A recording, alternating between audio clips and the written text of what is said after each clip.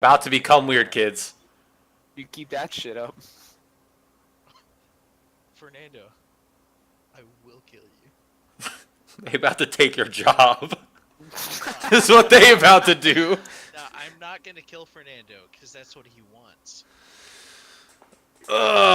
Hey guys, welcome to the Weird Kids Podcast, Season 2, Episode 13. Today's date is July 28th, 2017. It's 10:18 p.m. right now, Eastern Standard Time. Well, today in the podcast, we got myself, Scott, we got Phil, and we got Jeff. We also have Cy and Joey in here as well. Hey, what's up, guys? Cy, what's a.k.a. up? Fernando.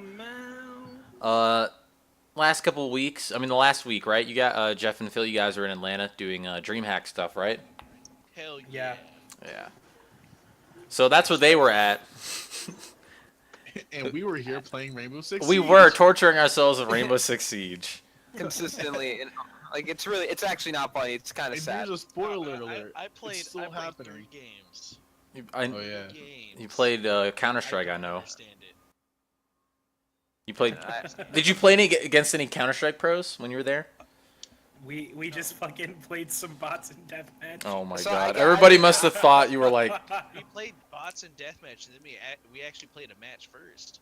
Oh yeah, we just got fucking bopped because we're You got bad. bopped. I was So like, Did For we no- win a single game? No. so for those that like don't know, what is DreamHack? All right, DreamHack is a series of LAN parties that also feature massive tournaments for various games. The main reason I was there was Smash. Okay. They also had Hearthstone, CS:GO, H1Z1 had a massive presence. Really? That's surprising. yeah, That's it pretty was- yeah. surprising. Yeah. What about Players Unknown? I don't think it's big enough yet to it's not- get that not kind that of presence, big but yet.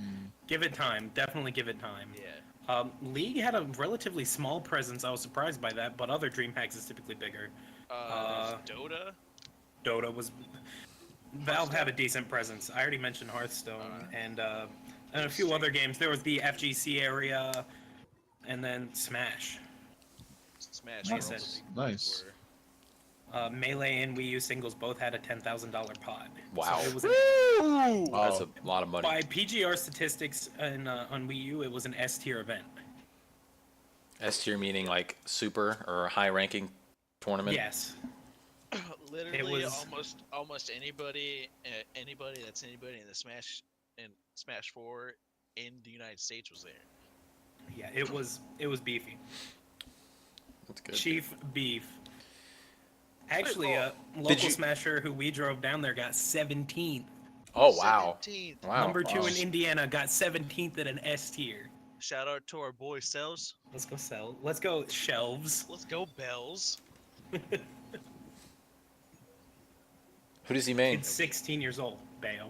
We fucking Bayo. popped off for that shit. Yeah, if you look in the VOD of it was him versus Eldon, some Rosalina main from the southeast.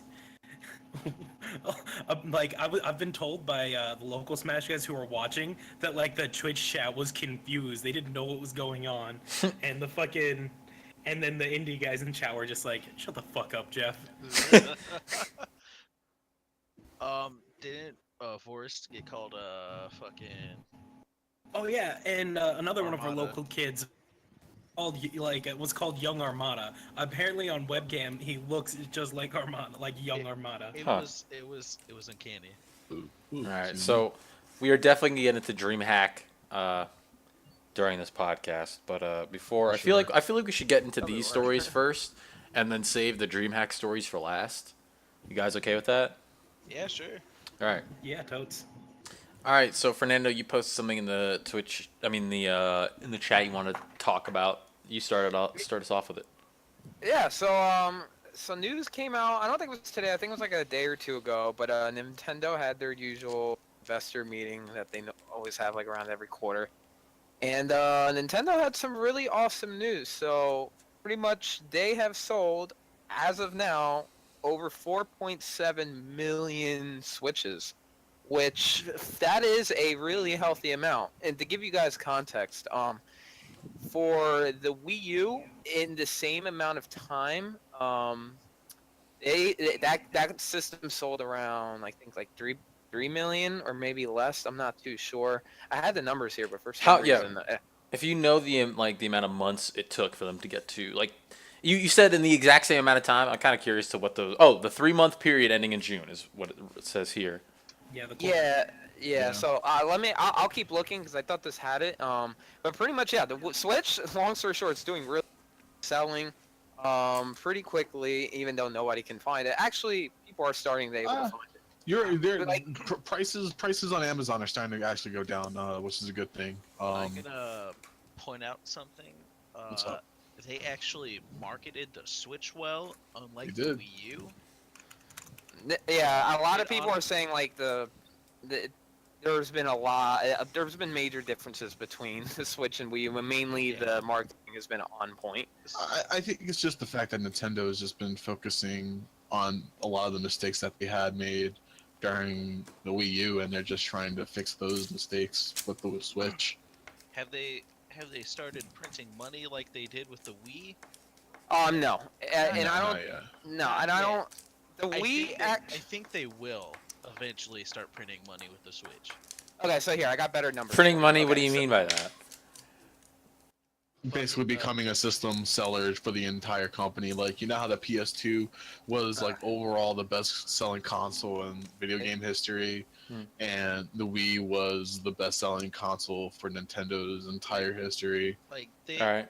the Wii U just slapped the Yeah, shit out of everything that they. Yeah. It's like the Wii U's Dreamcast level. Like that's how Pretty bad it much, was. yeah. It's Oh, the worst wow. system next. It- It's it- the worst system next to Virtual Boy. Yeah, it was really bad. Was So that here, was it let me really get- that bad though?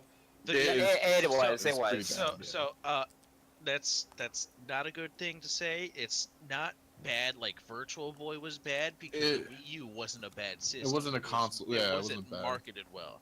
The Okay. Dreamcast isn't a bad system. It just for that I'd say for Dreamcast, it came out a little bit too ahead of its time. Yes. And the thing with Wii U, it wasn't the fact that it came out a little bit ahead of its time. It's just that Nintendo didn't focus on the marketing of the console. It was literally, oh hey guys, we have the Wii U.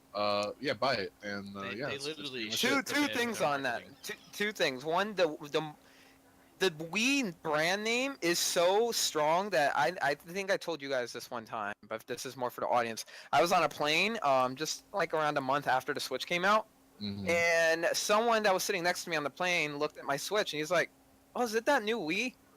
And I was like, "What?" Triggered. Like that's how big the Wii U is. It's Yeah. still like a thing, and people What- still play it. There's like families that like I know a family that they still use it for their Netflix. Like it's still a thing. It's still around.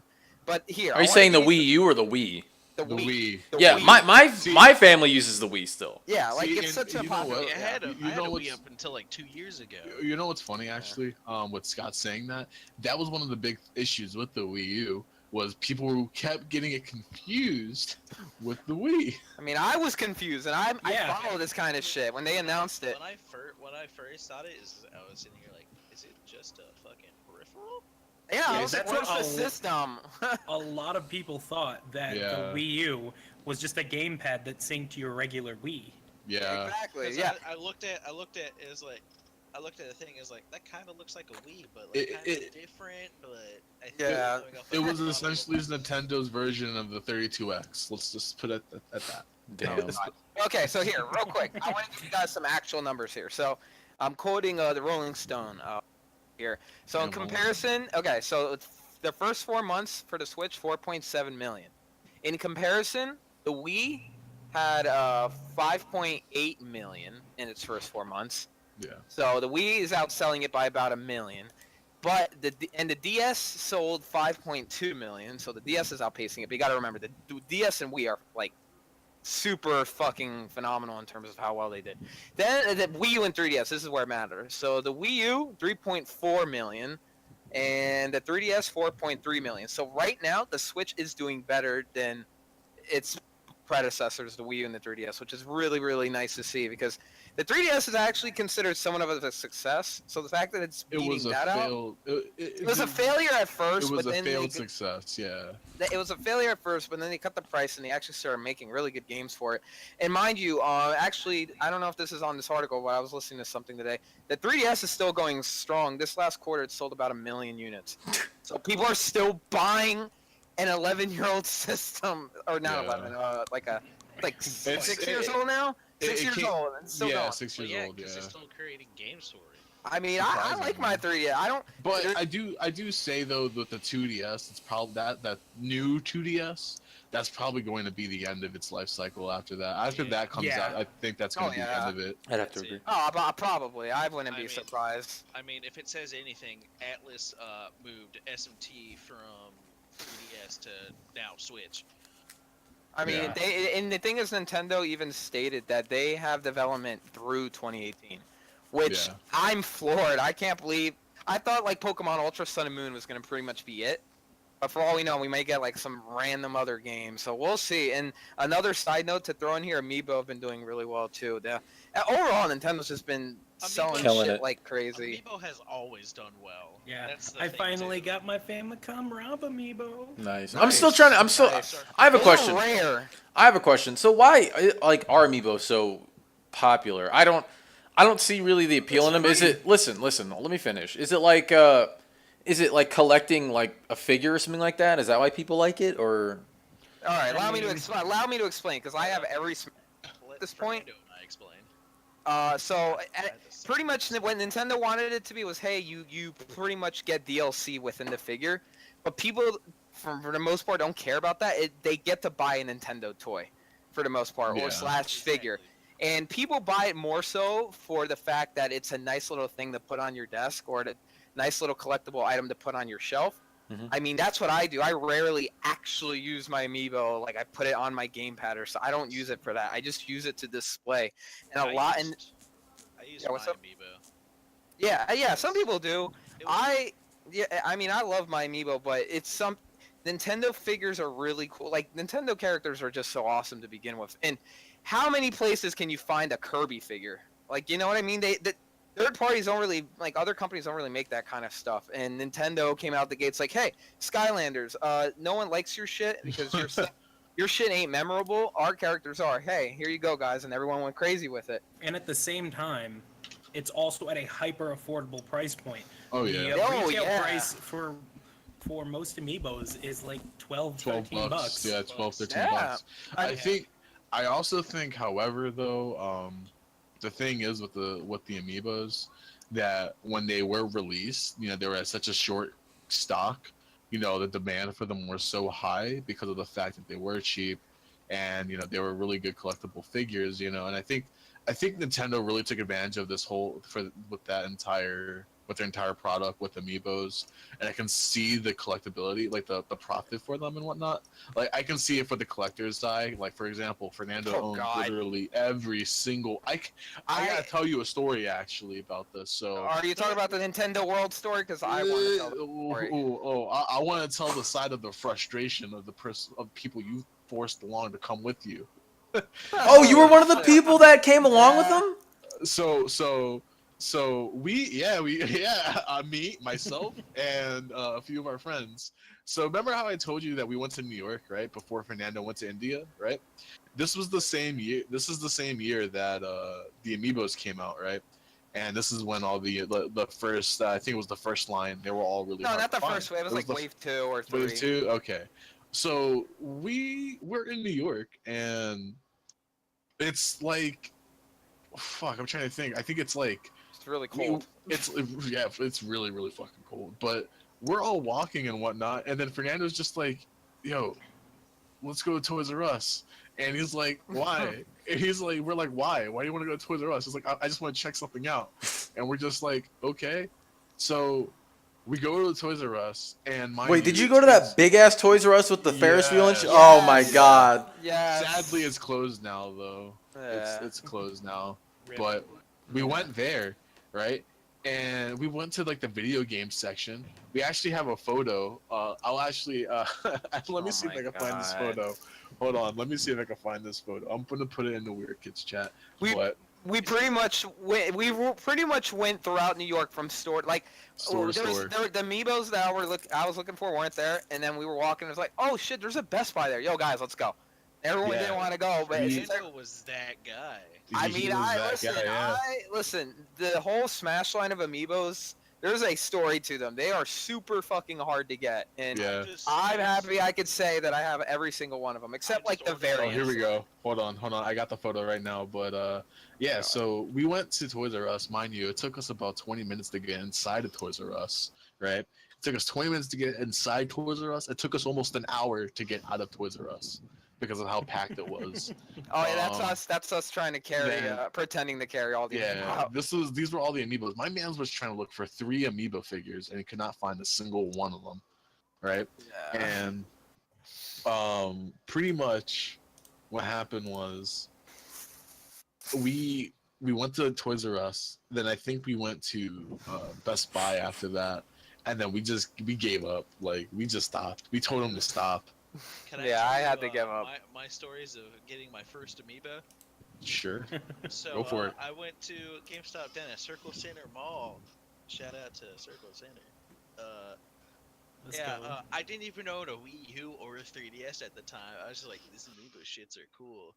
And walk into the GameStop, see my girl Samus, because Metroid's one of my favorite franchises of all time, and see top tier Zelda waifu Sheik. I'm like, okay, well, just gonna get these. I don't know the Wii U, but they're cool as fuck.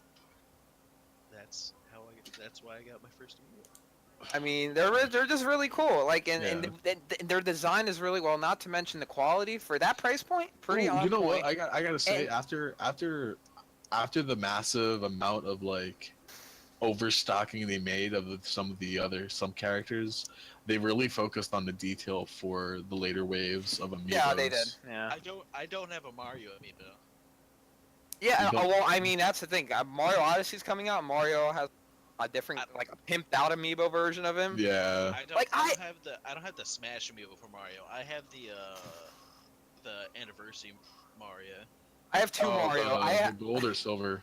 No, not that one. The 8-bit looking one. He Oh, has okay, that yeah, Mario one. Maker one. Yeah. The Mario I Maker have, one, yeah. I have 2 Smash Mario amiibos. One of them out of the box. One of them in the box. And I'm gonna go ahead and buy the Mario Odyssey amiibo. It just looks so cool, and I can't So help I'm gonna- myself. I'm gonna say something real quick. You bought 2 of the same amiibo. Oh, Yeah, he did. I don't Okay, even okay. have 2 of the same amiibo. I did that for only Mario and No, Link. no, no, 'cause- no, no, no, no, no, no, no. Let me Remember, explain myself. He also bought 2 Nesses because Ness is my main in Smash, and Fernando was like so hardcore on this like hunting these amiibos out. Oh my god. So I requested Fernando to get me a Ness amiibo. Like I'll pay him whatever it cost him, I got a super.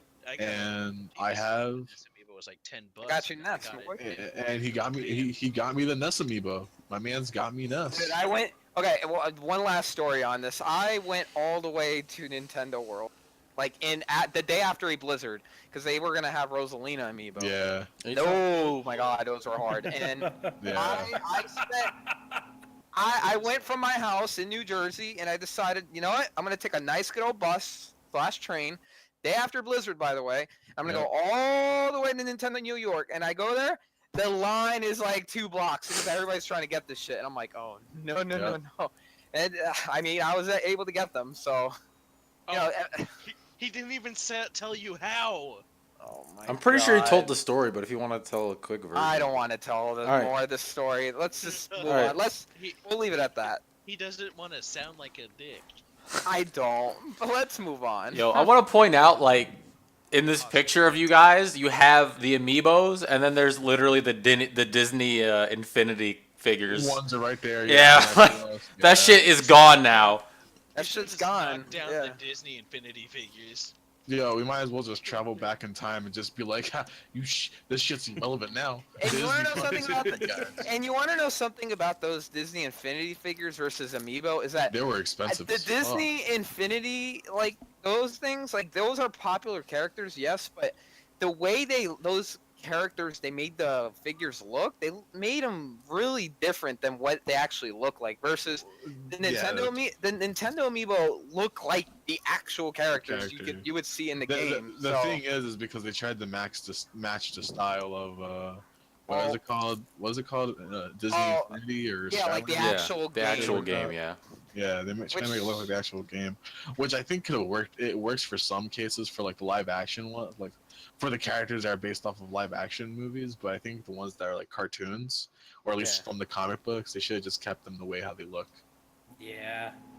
I mean, I'm just happy. I'm really happy I got all these amiibo now, and now I'm gonna just stare at them and think, what did I do with my life? I could have done so many other things. Yeah, like I have a Triss Marigold statue that I'm just gonna look at. hey, it's Triss. It's and you know what the thing though. is? Phil brought up something interesting. For a lot of people, these amiibo was just like that was like the gateway drug to like actually collecting figures. Like now, I bought like I don't know if anybody of you guys know about First 4 Figures. They're a really cool company. They make like really lifelike figures of video game characters. They have a Spyro one coming out. But I went ahead and bought like a massive Breath of the Wild Link amiibo of him shooting a bow and arrow. Like this, and a lot of people gotten into figure collecting because of amiibo. So, I don't know if that's a good thing or a bad thing, but it's a thing. When I get my own place, there will be a waifu shelf. I mean, I bought Ruby figures. I bought Ruby. Hold on. No, I bought Oh, Ruby figures and I waifu bought a Naruto figure. Like, I can't stop. You fucking degenerate. I can't stop. See, Throw this out there. I need a new roommate if anyone's looking. I mean, I was gonna room with you, but like now that you have like a fucking waifu shelf, nah, like. Right there, right now on the waifu shelf is Mikasa, Yang, Sailor Mercury. Oh no. Oh, actually, if you get a waifu shelf, then I get a robot shelf. Oh yeah, you get a robot shelf. I don't care. And if he has a robot shelf, I guess on there too. And if he has a robot shelf, I have a computer shelf with many different computers. All right. Just I have an extra King DDD out of box, and my God. I have an extra Shulk inbox amiibo if anyone wants it. King DDD, please. I'll take sure. King DDD as well. Highest bidder. Can I get one of them boneless pizzas? Oh my God. Boneless DDDs? Oh my God. Boneless DDDs. All right, let's try Boner not to, DDDs. Let's try not to meme. Gross. Let's try not to meme too hard. All right. Scott, look at who you're telling not to meme. My existence is a meme. I drive a meme. I live a meme. Okay, relax. My guy. Chill. All right. I guess we can switch up to the next topic. Yeah. Wait. What? Switch. Bruh. Shut up. What? Oh my God. All right. Out of here. All right. Wait, so, you want to talk about Angry Jose? Oh yeah, fucking. Oh yeah, that's a good story. So I don't know if you guys are familiar with Angry Joe. You know, he's a real popular YouTuber. He released a video a few weeks ago discussing how he wanted to go on a vacation because he feels like he deserves it after working on content for like the past 9 years. And this is primarily, it's not necessarily focusing on Joe himself, but this is focusing on content creators as a whole and how they view this, I guess, to their audience, like their response towards the audience. I got a question. Is the One Angry Gamer his website? No. No. I feel like that's Angry Video Game Nerd. No. That One Angry Gamer. No, that's something else. Now, his thing is the Angry Army. Yeah, so he made this video talking about how he wanted to go on a vacation and how he wasn't going to work on any reviews for at least 2 months. Like, he'll release, like, small videos that don't require too much effort, but reviews he's going to take a break on because, you know, obviously they take a lot of time and, you know, it requires much more money and more of a production compared to his smaller videos. And to me, I think it's understandable, you know, as a content creator, you know, you spend a lot of your time working on these videos, and if you're doing it for so long and you've already built that name for yourself, I mean, it comes to a point where you deserve that break.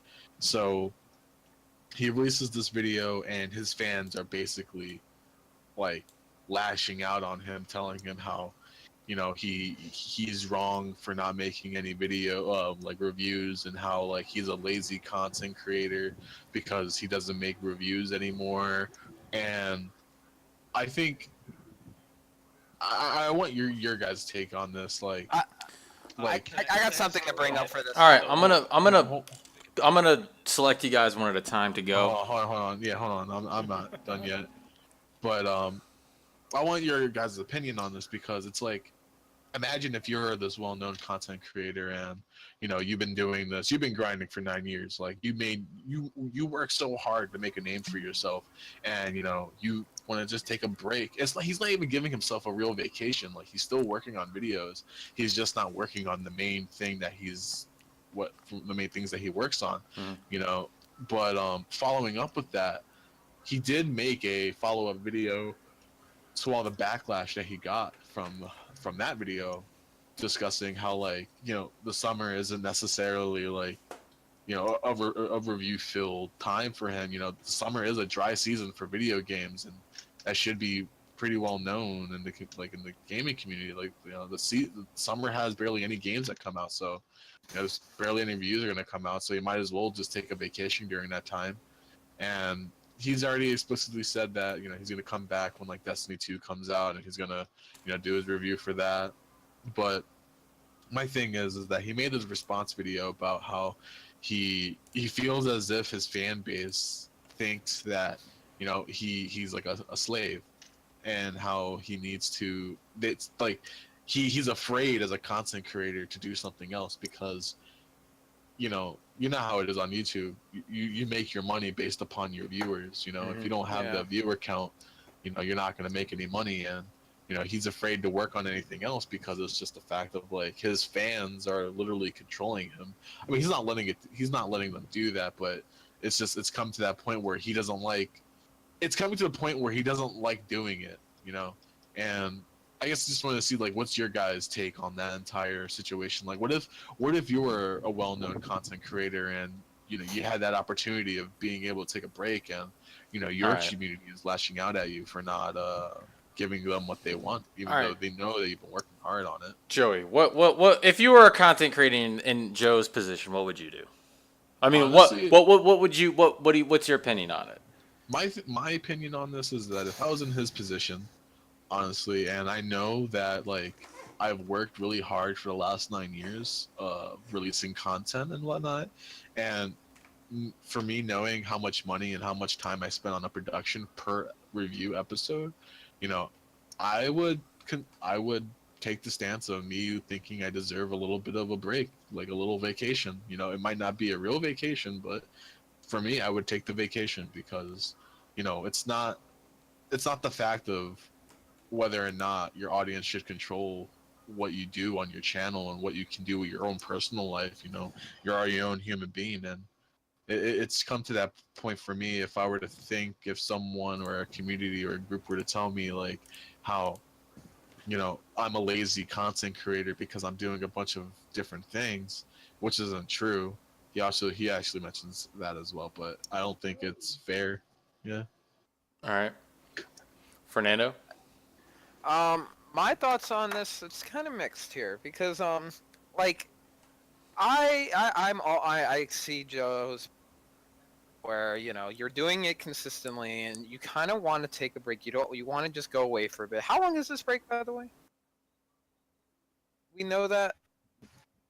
Joey, you said it was a 2-month break, right? Joey?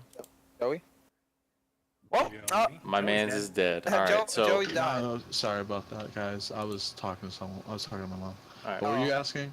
How big is the break? 2 months. Okay, so in my opinion, I think that's a little too long, actually. But I understand where he's coming from, where you've been doing this for a while. You want to kind of just let go a little bit. I honestly, personally think 2 months is a long time. But I mean, first off, he could do whatever the hell he wants. He doesn't have to give. I mean, he should give an explanation as to why, because he does have an audience that likes him. He's clearly a big name. On the other hand, I looked into this a little bit, and I saw some people saying, like, they're upset, not more so because they think he's lazy. They're more upset because they're paying him through Patreon right now, which for those of you that don't know, it's pretty much a service you pay. You pretty much donate to YouTubers every month for specific content or things like that. And some of those people feel jaded because they're pretty much paying him To do nothing. to do nothing. And so I saw some comments bringing that up, and I mean, yeah, that's just one of those things where you got to draw that fine line, and Joe's walking it really, it's very thinly, yeah. really When it thinly. comes to I that, yeah. personally, like I said, now that you really said it's 2 months, I think that's actually not. That's really long. I was thinking, if anything, 1 month. No, but the thing is that he's not entirely taking a vacation, if that makes sense. He's taking a vacation from making reviews. Okay, so so to explain more on that, he's not taking a vacation from his channel. He's taking a vacation from reviews, which is what he's primarily known for doing. But he's still going to do other things on his channel. Yeah. Then yeah. And the thing is that like the reason why people feel jaded is because that money goes into his production for the angry reviews, but he also does create other content for his channel. So, he focuses on, obviously video games, movies, conferences. He covers a lot. Like, he travels. Yeah, he does a lot of work. Like, I've seen this. I'm a big fan of his. Maybe not the biggest, but he's a really cool guy. I like his content. And if my opinion is, if him not doing reviews has nothing to do with the Patreon money, then who cares? Honestly, like, that's just how I'm seeing it. And obviously a lot of his fans do care. But another thing that we got to realize here is that, again, he's been doing this for a while, so obviously, but like he's still making content. He's still making videos. And another thing I wanted to bring up is I feel like this is one of those cases, and Joe, you can really correct me if I'm wrong here. I feel like this is a case of the silent majority, or the silent majority, yeah, where there's a lot of people that it seems like the majority of people are pissed at him. But I actually feel like a majority of people are okay because the people that are mad at him are vocal. And I feel the majority of his fans are probably realistically like, okay, we understand. And the thing is, they're not saying anything. So I honestly feel like this kind of story is bigger than what it is. I feel like people are getting pissed off for nothing. And I don't think that many people are mad. But either way, for Joe, I think it's a long break. But man, like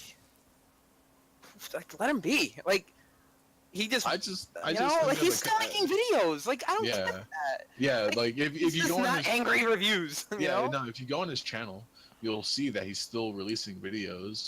He's not reviews or anything, and he's experimented with stuff in the past before because he's been trying to squeeze in more of different content, and his fans called him out on it, and he stopped doing some things.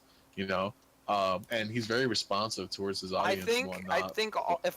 I'm sorry. I was gonna say if I were in Joe's shoes right now, I would just be as transparent as possible. Like, be completely honest. And if people get pissed off at that honesty, then guess what? There's really nothing you can do, because people are always gonna be mad at you for anything. People are gonna be mad at me for wearing brown shoes. Like, it doesn't you can't please everybody. And if I were him, I'd just be completely honest to why I'm doing it, how long I'm doing it, what am I doing instead.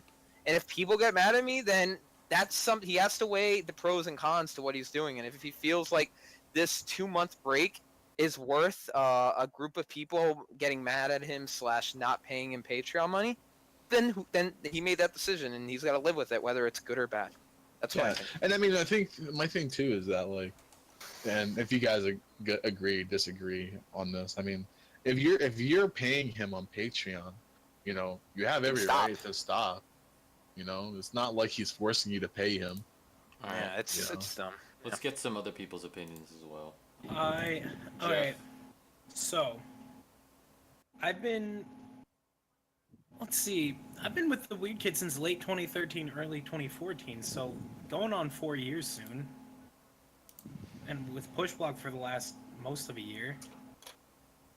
Never at any point have I felt like anybody's been, like, holding me to anything. Everything that I've done has been because I've wanted to do it, and if I ever didn't want to do it, I would stop.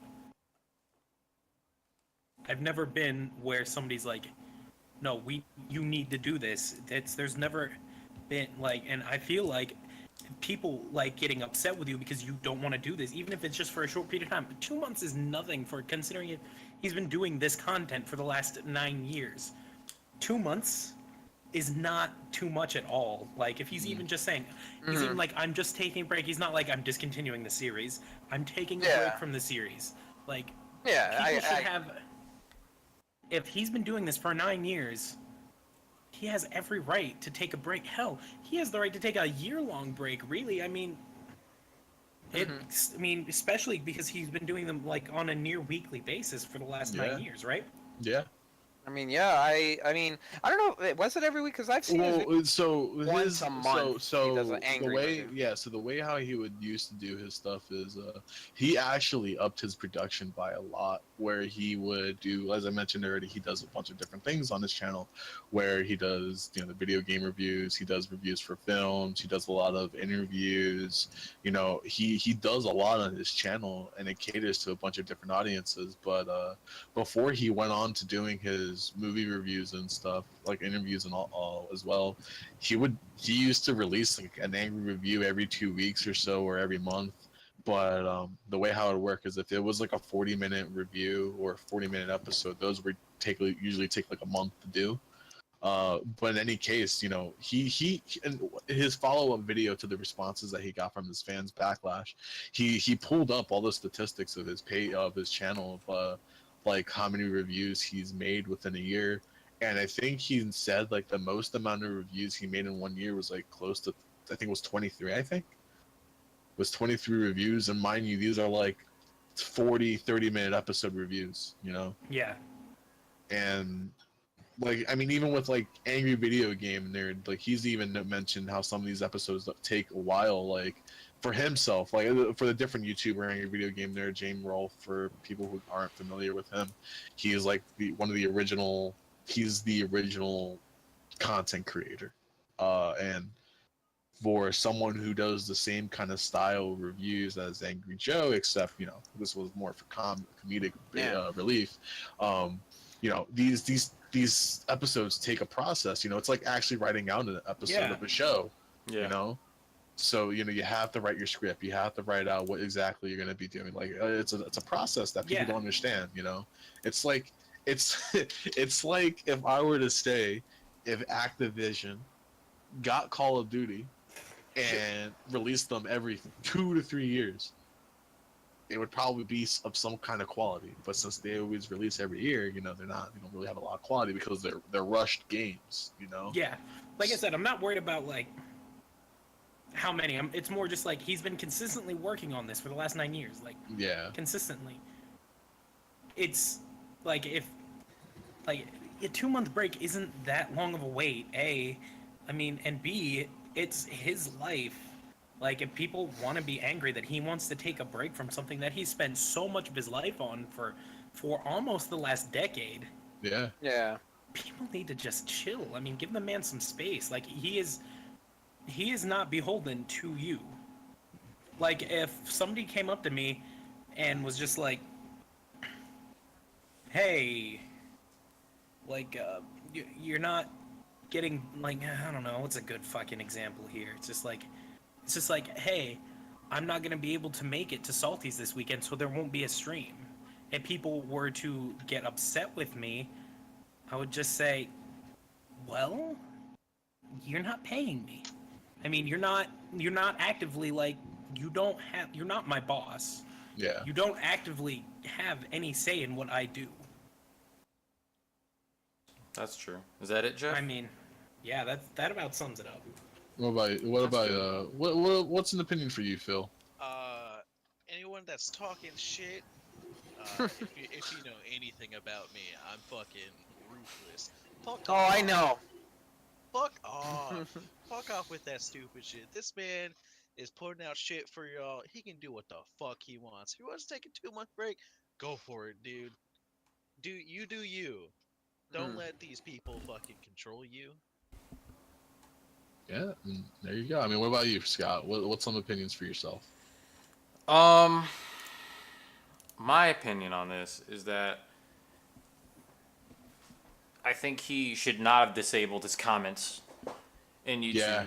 That's the number one That's thing. where he messed up. What- That's the one thing he did mess up on. the Oh, if I knew that. the So I'll go yeah, back to you yeah. in a second, It's Phil. Let me either just about people talking Yeah. shit. so as content creators, I feel you need to be 100% open to the feedback of the people that you are making the content for. That being said, I believe that disabling comments is a bitch move. Oh yeah, for sure. I'm saying what he did for disabling his contents was not the right thing to do. That's my opinion. If anybody has an idea why, I mean, besides the obvious answer that all he's getting is negative feedback, it's still feedback, and you have to answer that feedback. You're supposed to respond to the people that you're giving the content to. Yeah. If he wants to take a 2-month break, fine. I wouldn't. I mean, at this point, I feel like if you want to take a 2-month break, you have to let the people know in advance. Like, hey, between this month and this month, I'm gonna be gone.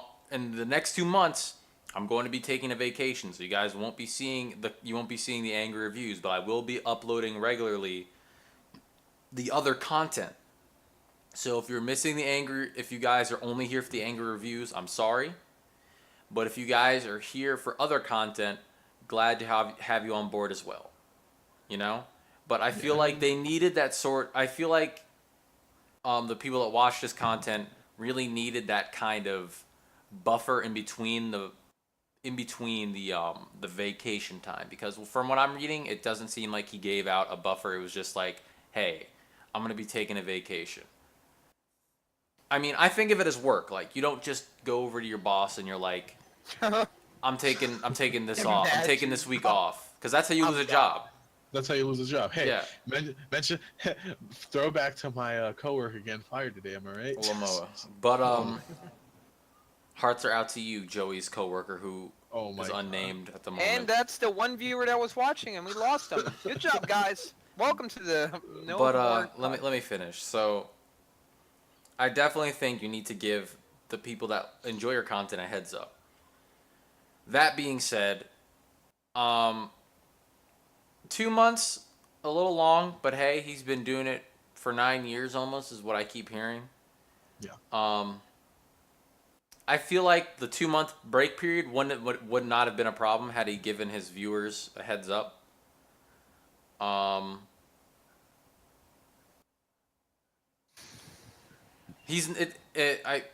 negativity, you're gonna get negative feedback no matter what, Yeah. no matter Oh, yeah. what Yeah. you do. That's normal, and then That's normal. That's like a And I think he understands that.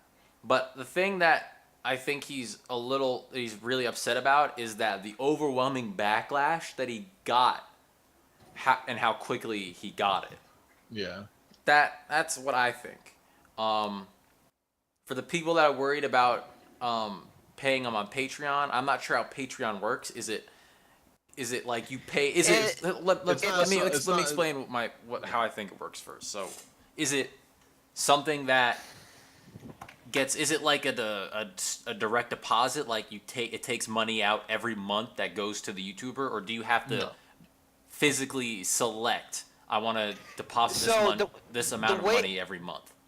Yeah, so like the way it works today and not next month, and then the month after that, you know what I mean? Yeah. So the way it works, and Joe, you can interject here. Yeah. So pretty much it's like subscribing on Twitch. Yeah.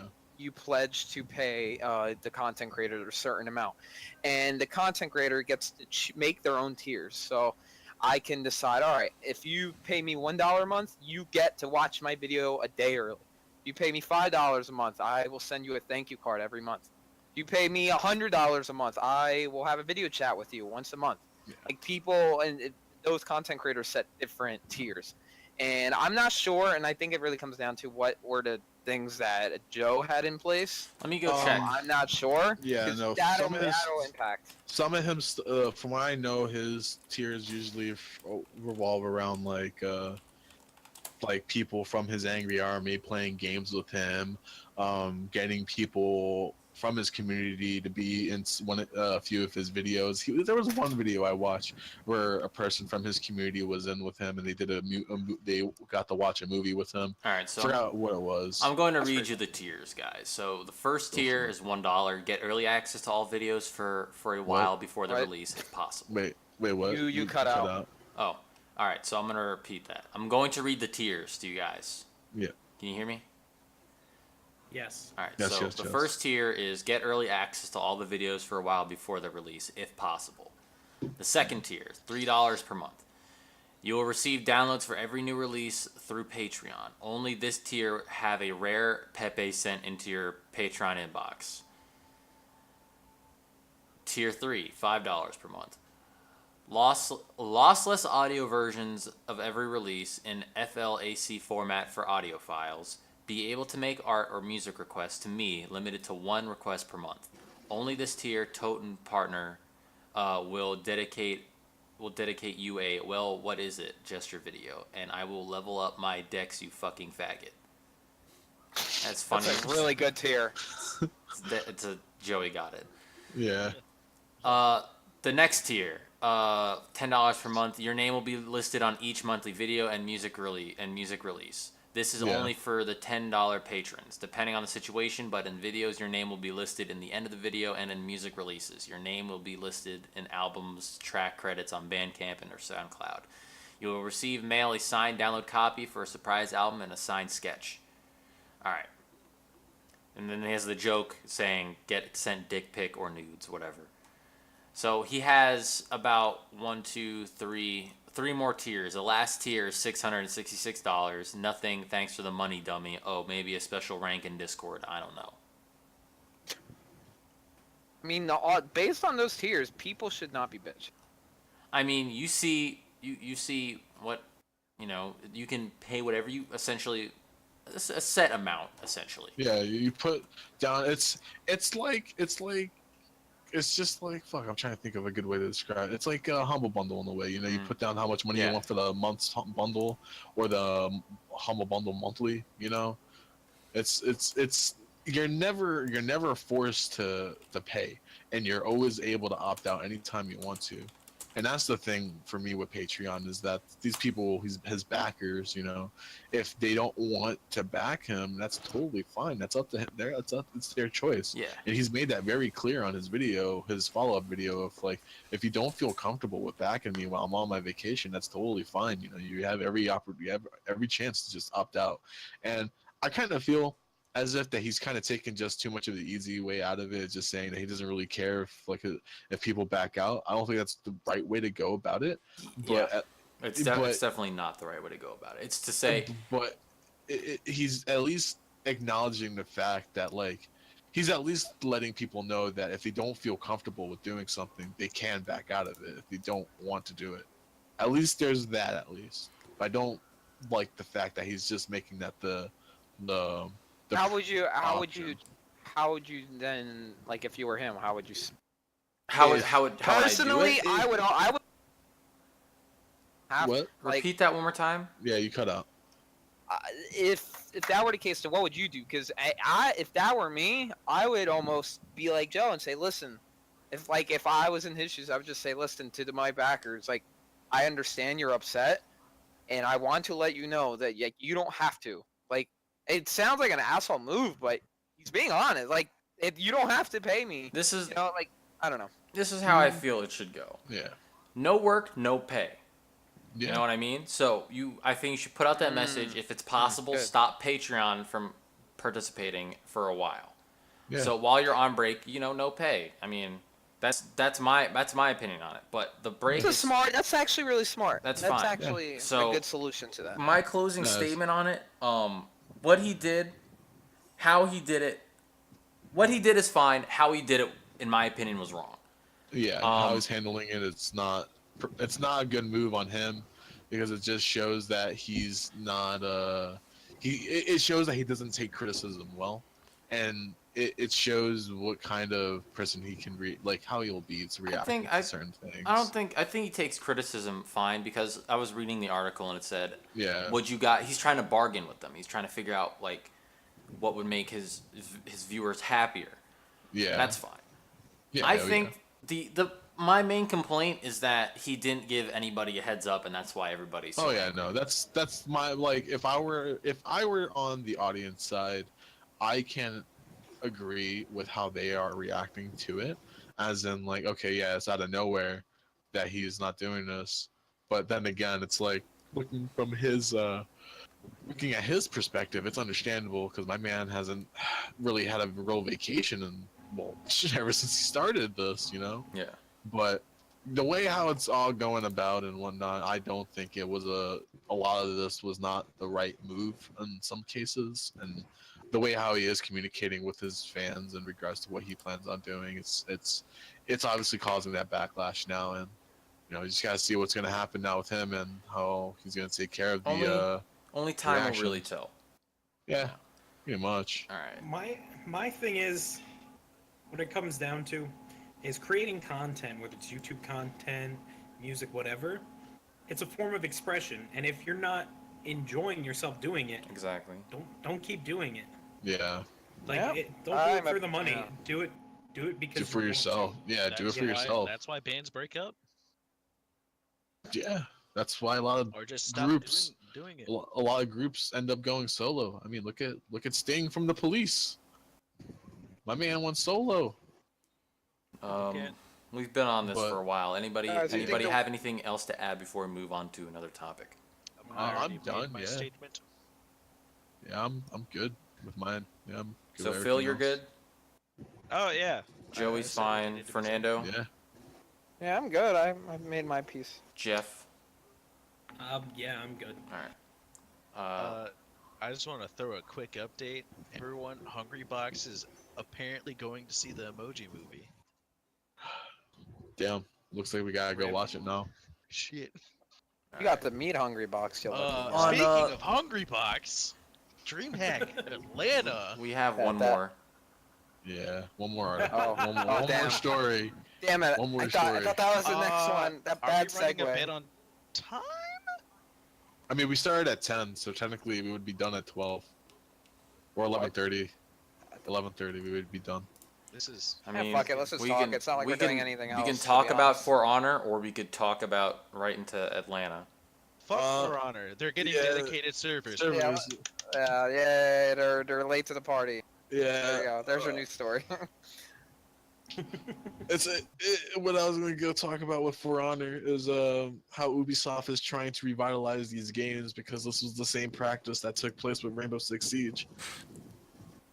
And I don't know, Ubisoft, dumb company. All right, DreamHack, there you go. Both are bad games. End of story. DreamHack. Oh, All right, Damn. so I'm about to post an image in the Discord, Scott. which one are you posting? The buzz tweet. The No, Which one? I'm posting the picture that has us in it ah. and the tweet. I'll post another picture. So one of the things that happened when we were in Atlanta is we got roped into a game of werewolf with a bunch of top players. And as proof, I posted a picture. The Buzz tweeted a picture, and you can see I'm the close one in the green, and you can see Phil sitting up in the very back on the left. With his Young Bucks Oh, shirt, yeah. shout out to the Bullet Club. And Fatality was modding that game. I thought No, he wasn't modding yet. He was laying down the rules for new people. Yep. And then DeBuzz is there, Mr. R was there, Scat was there, That's so Mr. cool. E. Mr. E, Fatality. Larry Lure popped by for half a second. So that's Phil, and right here's Jeff. my name's Jeff. That dude looks a lot like Dr. Pee-Pee. My name's Jeff. Now, so that's day one. Day two. That's so cool. Do you have a Day story two to go is along with here- it? Because if the people are listening to it on the audio, they don't have a picture. Here's where Jeff I and thought you, were I thought you were chilling. posting the picture. Yeah, day two.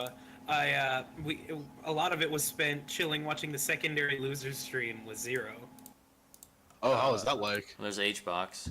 Oh boy, Jeff, tell your story about you and Zero. Zero and I shared one of the awkwardest moments of all time. Oh, how so? We were sitting there watching. I think it was Mr. E was playing someone. Mm-hmm. It was like Ally, then HBox, then Zero, then me, then Phil, just chilling back there. And we're just sitting there watching a set. This kid comes up to Zero and he's just like, "Hey, you're that Splatoon player, right?" And he just sits there like cheese and ass grin on his face. Like Zero and I look at him, look at each other, like me and Zero just look at each other dead in the eyes, just like look back at him, and kid's just like, "Yeah, you play Splatoon, right?" Zero and I make eye contact again. I just kind of shrug. I don't know what the fuck is going on. We look back at him, look back at each other, and then he fucking dips. The kid just fucking dips, and Zero and I are just both like, "What?" I would have started laughing. I would have thought that was dead funny. I'm just sitting there. I'm standing at that point, and I'm just sitting there like, what the fuck's going on? Another point in time, we're just standing back there. Oh, that Phil- was Mr. E was playing a Fatality. Yes, that's what was going on. Because that was right before Cells played Ally and lost to Ally and went out at 17th. Yep. While we were sitting there also, Phil's sitting there on his phone and he's just like, he was looking through Twitter. He's like, man. hey, Quality. what happened to Nairo? And I'm like, what? And he's like, he shows me his phone and Nairo tweeted something like, "Man, I played so poorly," or something like that. And he's just like, "Man, what happened to Nairo?" And I'm like, "Why don't you just ask him?" And he's like, "What?" And I'm like, "Why don't you just ask him?" And point, Nairo standing directly in front of us. And he's just like, oh.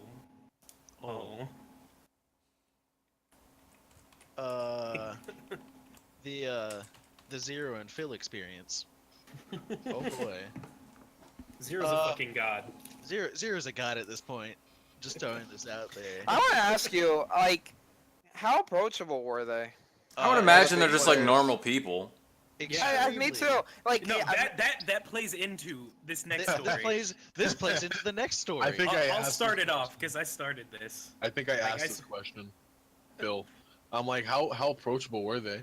And yeah, Phil told me about that. We were just sitting there. I was talking to Zero, and I was like, "Yeah, it's." I point at Phil. And I'm like, "It's this guy's first tournament. I'm trying to teach him that the top players are just regular people."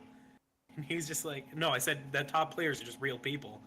And then Zero just looks at him, and Phil looks me just like dead in my eyes and says, "No, we aren't.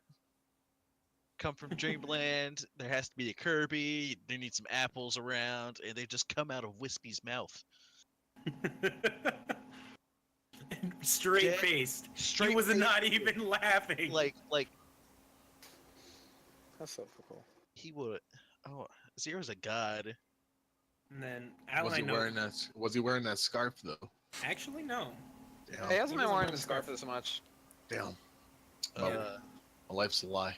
Like I like if I were at a place like that, like I would almost dare to even ask like one of them, like, "Hey, listen, I know, I'm sure you get like a lot of requests and all that, but I want to interview you. Like, I don't know if that's something that they would be open to." Not mid-tournament.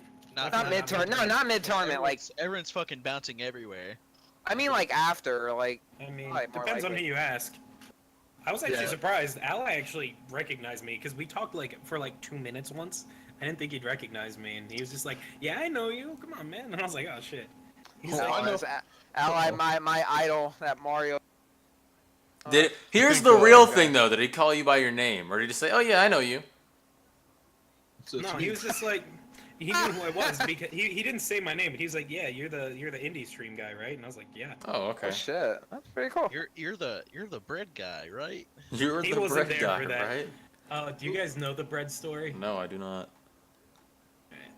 So about once a quarter, a group called Bourbon State Gaming down in Louisville, they run a regional. The last one I got roped into driving like 3 days before it happened. So I ended up driving half of Indy there, and I wasn't even fucking entered. And so I was just sitting there talking to, I don't know if you guys know who JJ Rockets is, top Midwest Diddy Kong out of Chicago. He's not in the top 50, but that's just because he doesn't really go to stuff that qualifies for BGR. I feel like he would be if he did. But I'm sitting there talking to him, and I was just like, you remember that Midwest Mayhem where he showed up with a bunch of bread? And he was like, yeah, I do. And I was like, I'm thinking about doing that, but next level. And he's like, you should do it. So I get in my car during doubles, the entirety of doubles bracket, and drive to every Jimmy John's in within a 20-mile radius in Louisville. My man's Jimmy Jams. And I bought every loaf of 50-cent day-old bread they had at every Jimmy John's in a 20-mile radius. Jesus Christ, nice. I come back to the tournament with, let's see if I can find the picture for you to put on stream, with 3 boxes of Jimmy John's bread. Like, just fucking, and just start throwing them at people and handing them out to people. Like, in all of the Kentucky Smash groups, like, there was at least one post pertaining to bread. Nice. Like, I instilled a legend that day. Let's see if I can find a... You're the bread guy. Low-key kind of... I'm low-key kind of jealous that you really have 50-cent fucking day-old bread from Jimmy John's, because their bread is really soft. Their bread's really good. Is there Jimmy John's near you? Yeah, Go there and buy the 50-cent bread. Just go there when they open in the morning and say, I want to buy your yesterday's bread. I want to buy yesterday's bread. I'm like, yo, Jimmy Jams, let me get your bread. Let me get your boneless piece. Oh my god. Oh, man. Any questions about? Do you guys want to know who won? You said You said Salem who won won, Smash yeah, 4 who and won? Armada won Salem, DreamHack. back to Mela, back. right? Wow. Back-to-back S-tier events. He won EVO, and then the Jesus next Sun... Christ. and Becoming a then big the name week now. later. Salem's always been a big name. He's I been a big mean, name he since has, but he Brawl. hasn't been like the top 3. Now he's getting there. Band Like, I've heard his name here and there. He's always... Here's the thing that bothers me, though. Now that Salem's winning stuff, people are like, bad, and I'm just like, Salem won a major back in the Brawl days. He won an Apex. He outplayed Zero back then. Wait, who was he playing as? ZSS in Brawl. Not even Meta Knight, and he won Apex.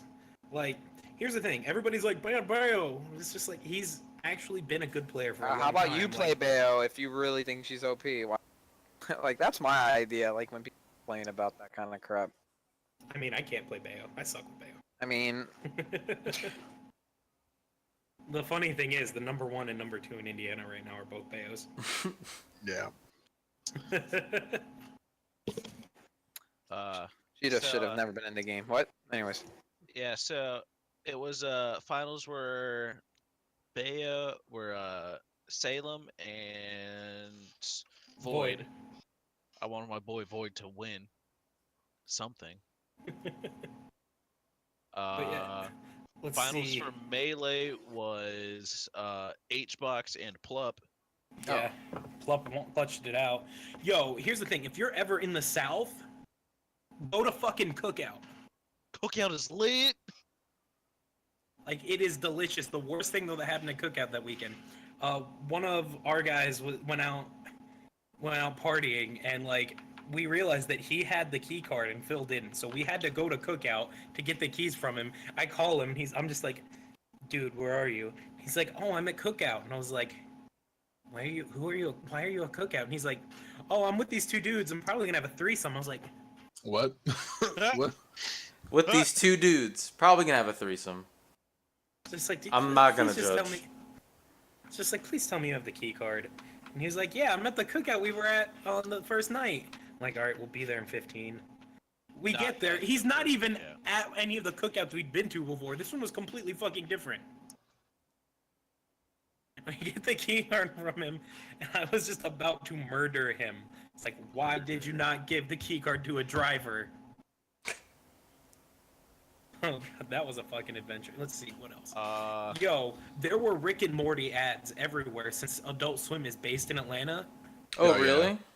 Yeah, like every fucking where, fucking bus stops had Rick and Morty ads. There was a giant plastic Rick sitting on a bench. Oh, did you guys see the traveling Rick head by any chance? No. No. Oh Sadly, my no. god. Dude, the Rick head came to Philly, dude. Oh my god. It was so fucking awesome. Oh my Speaking god. of cartoons, JG Quintel's making a new show. Dude, that show looks so Hey, good. that looks so dope. It looks pretty funny. For those of you that are listening right now, it's called Close Enough, and Okay. it's essentially What's it called, Scott? You cut out. it's called Close Enough. Did you hear it that time? Yeah, we heard you. And it is essentially just an adult version of the regular show. I saw the trailer for it and I thought it was pretty fucking funny. Yeah, it was. I saw the really trailer too. It looked great. It's carrying the same humor from regular show, But just for adults. Yeah. This time. Yeah. There's some partial nudity, and I'm gonna watch I mean, it. essentially, it's what regular show was supposed to originally be. Yeah. But, you know, yeah. But Cartoon Network and I wonder why But is they this gonna be a? put the but is this kibosh on it. Do you know why? Jeff, who was the? I don't coolest- know actually. is there What'd you say, conversation? Phil? Jeff, who was the coolest person you met at fucking DreamHack? Oh man, we met so many cool people. See, I finally had a conversation with Zero. I'm glad I did. He's really cool. Like, Yeah. I hate when people give him hate. Like, he's such a good person. Like, he's Yeah. really cool. I Let's don't- I see. don't understand. It's because I think. Because I he have my wanted like theories. everything for like. Yeah, I forever. think it's that, and I just think like people, like I don't know, just think he doesn't deserve it.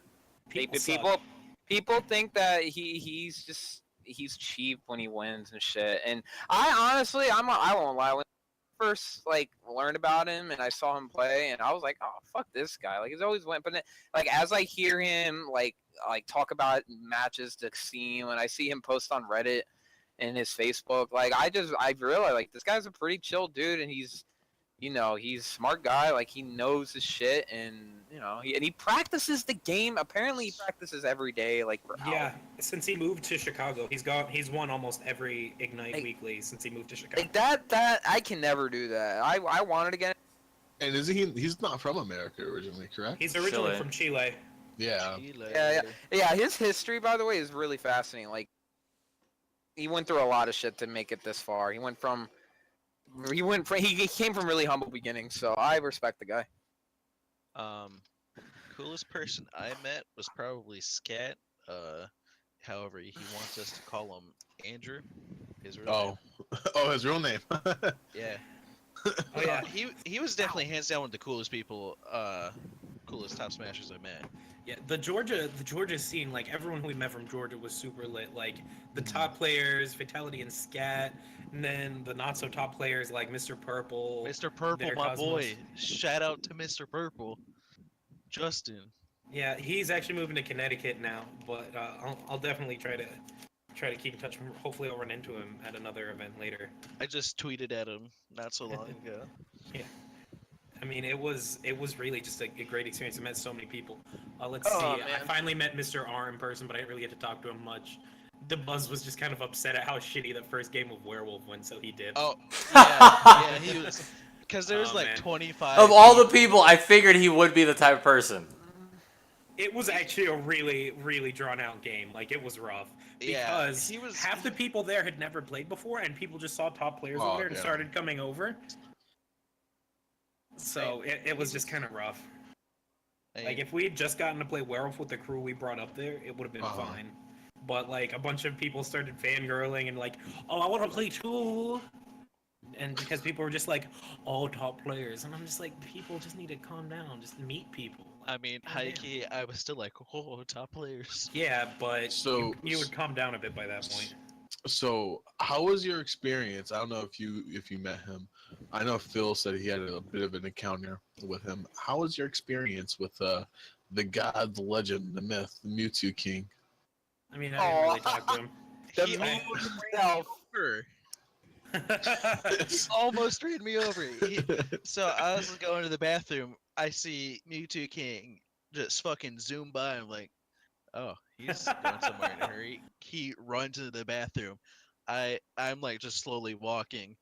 And when I enter the bathroom, Mewtwo King turns one of the corners of the bathroom, and I'm like, shit. Oh god, that your bathroom thing reminded me of something. Like, I ran into Ally in the bathroom like day one. I was like, I had to take a shit, and as I was trying to leave the stall, like these stalls were very small, and I had to like get my backpack on, get my badge back on. I had to like squeeze. I'm a pretty big dude. I'm not super tall, but I am wide, and I could go to lose a few pounds. Same. And so as I'm trying to get out of this tiny ass fucking stall, my backpack gets caught. I get fucking stuck. Alan's just sitting there, just shaking his head. And I'm like, I was just like, I looked at him and said, "This is a very small stall. I am warning you now," and just dipped. Oh god. That must have Every- been mad everyone awkward, is though. everyone is approachable except maybe Mewtwo King. I mean, I had a small conversation with Mewtwo King. I was just like, "Hey, M2K, how's bracket?" And he's just like, "Made it out winner's side." And I was like, "To be expected." And What he's did he like, say? "Yeah." He's just like, "Yeah." No, He's you like, "I asked made him it out how was winner's bracket. side." You made it to winner side. He's like, "I made it out winner's side." And I was like, "Yeah, that's to be expected." Yeah, yeah. I was telling Phil that like I've been following Jason for like since 2014. Like he's a very like antisocial. Yeah. He's super antisocial. Like he's a really like cool guy, but he's just super antisocial. He has resting bitch face. He also has, my man's need to go to the doctor and get that hand checked out. Okay. Yeah. All Oh right. god. Fucking one time I was in melee hell and somebody was just like, "Man, why is M2K been so active lately?" The very first comment was some rando saying, "IDK, just ask him." The very second comment was M2K himself saying, "IDK, just ask him." Yeah, he's a memer. He's a fucking. I was he's a just memer. like, "God fucking damn it." Though there's one person I still won't approach. Jeff? Who is Well, that person? Is it Is it our- H-box? Phil, did you edit this Xbox. picture? Yeah, I turned it around I Yeah. respect HBox so fucking Thank much. you. and labeled people. Yeah, I see that. It's kind of hard to see, I but respect- thank you. I respect HBox so much because he's the only fucking guy I know in the gaming community who's just like, you know what? I'm gonna quit my amazing job to play video games, and not only that, but also host my own food channel on YouTube. M2K was like chilling over there. There was an issue with the secondary stream in Ally, and he was periscoping that, and I was talking to Ally about it because what happened was that they told Ally, they were like, "All right, we have this set playing, and then we have two sets before you," and it was like Zero versus MK Leo, then Fatality and Mr. MK E. Leo was over there somewhere. Yeah. And then there was so then Fatality and Any continue? and Mr. E, and then Ally and Cells played. And then the Typo House Games guys, they do what I do, but in Georgia. They were just like, "Yo, instead you're gonna play next." The problem is, like, Ally was like, "No, you told me this." Like, the main issue really was that they didn't ask, they said, which it was a stressful situation. It's understandable. But like it didn't go over well with Ally. He was like not very happy about it because they were just like, "Yo, you have this." Because Ally's plan was to watch the set that was going on, go warm up, and then come back. Because that's kind of what he does before he goes into his set. When he knows he's going into his set, Yeah. he watches a set, warms up for the duration of a set, and then plays. And they were just like, "No, you're playing." They were just like, "Yo, play now," and he was very visibly upset about it. He was like, because all this happened because like Zero was chilling there waiting, and MK Leo just fucking dipped to the bathroom to take a shit. So he was gone for a solid like 10-15 minutes. And so it was holding a bracket, and there was a bunch of downtime on stream, which is very bad. Like for that long, like 5 minutes is fine. You get some time to run some ads, but anything longer than that, you start dropping viewers heavily. Yeah. So they're just like, "Yo, we got to get something going. Like this is not good." And really, all the only what would have prevented that whole thing from happening was if instead of saying, "Yo, we need you to play now," is, "Hey, could you play next?" But like if they'd have asked instead, because Alec wouldn't have been upset, etc. Like in that picture Phil took, actually, you can kind of see my hair at the bottom. I was sitting there talking to Alec about it. Yep. Kinda see Jeff. You can see the Oh, yellow yeah. aura that is the Right, the right here. It's extents covered by the of my overlay. I'll hair. move it up. The extents of my hair. They are our So- boys' hair. Just the blonde corona. Yeah, DreamHack Orlando was fun. That's good. Got to That's see good. some Street Fighter stuff, some Tekken. Yeah. Yeet. Let's see. Ugh. Is there any other story worthy? If you can't think of anything else, we're already kind of over time. So, Point. can you Oh, I think of have anything more- else? I have more stories I can tell them. It's not that big. All right. Sometime, boy, you better be on the next one then. Right? Dude, I've always got stories. I got Smash stories on Smash stories, dude. All right. Good. Make sure you're here Oh my god. for this MKLA next was in one. that picture too, Jeff. Yeah, I know. I think you have the zero arrow pointing at him. No, I have the zero arrow pointing at zero. MK Leo's right next to him. You know, I gotta say this. Jeff is probably the very first person I've ever seen where his entire hair is just straight up blonde. All right. Now that we're getting off track, I'm gonna start shutting everything down. Alrighty. So, Jeff, You plug do that what to the server too? you need to plug. Just shut down the server. Joffrey. All right. So, my role in the Smash community is I'm the local Wii. I run the Wii U stream here in Indianapolis, and that is Push Block Gaming. So if you ever want to peep what's going on in the indie Smash scene, peep that because you're peeping me. Well, not inappropriately. I mean, you're not peeping me. No, I peep mean, him inappropriately. I like to keep my clothes on. But yeah, or also you can also check out Evan's shit. I helped him set up the stream for it using. Oh yeah, some the Push Block Up in software. Arms. Up in Arms. Yep, his monthly and now also weekly Arms Online tournament series. He's trying to start running them at our Smash events too. So do not hesitate to peep Up in Arms as well, Support our weird kid boys. and our non-weird kids ventures. Yes. I'm gonna try to get good at Melee, in case you were wondering. Jeff, can so- I speak to you after the podcast is done? No, you Alright. can't speak to me ever. You're dead to me. All right. Nah, I'll talk to you. Damn. All right. Okay, BB. All right. I think that's about it.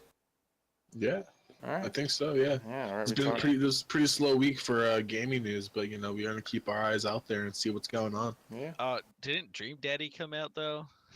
Oh my god. All right, guys. Above all. All right, guys. So, if you enjoyed the podcast and stream, follow us on Twitch, like us on Facebook. Check out the website. Jeff worked super hard on it. Check out the YouTube. This is where the podcasts are going up.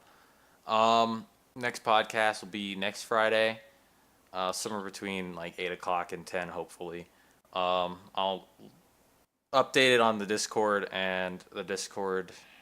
And I do think I should start updating the Twitch a lot more because it goes to the Twitter and the Facebook. But above all else, guys, have a good night. Take it easy and peace. Peace. Laters.